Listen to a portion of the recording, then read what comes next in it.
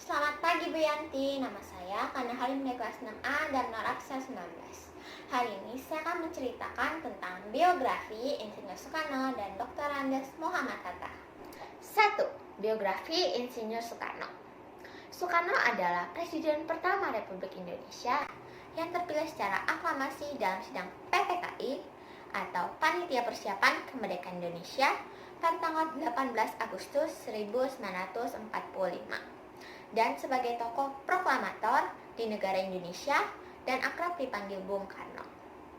Ia lahir pada tanggal 6 Juni 1901 di Surabaya, Jawa Timur dan meninggal pada tanggal 21 Juni 1970 di RSPAD Gatot Subroto, Jakarta.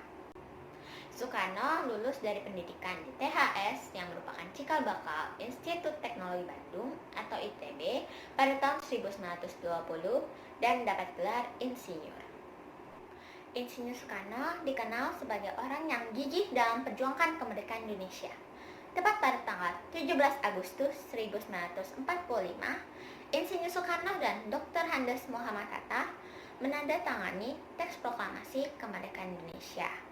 Dan Insinyur Soekarno membacakan teks proklamasi kemerdekaan Indonesia dengan tenang dan hikmat.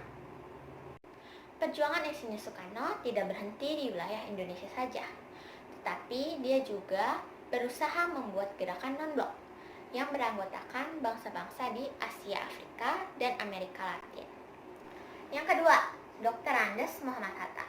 Dr. Andes Muhammad Hatta adalah negarawan dan ekonom negara yang menjabat sebagai Wakil Presiden pertama Indonesia yang terpilih dalam sidang PPKI atau Panitia Persiapan Kemerdekaan Indonesia secara aklamasi pada tanggal 18 Agustus 1945. Ia lahir pada tanggal 12 Agustus 1902 di Bukit Tinggi, Sumatera Barat dan meninggal pada tanggal 14 Maret 1980 di Jakarta.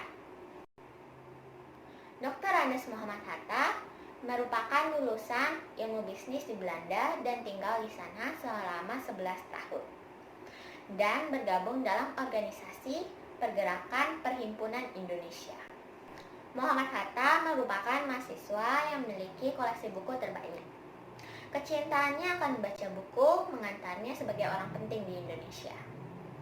Demikian penjelasan dari saya. Terima kasih.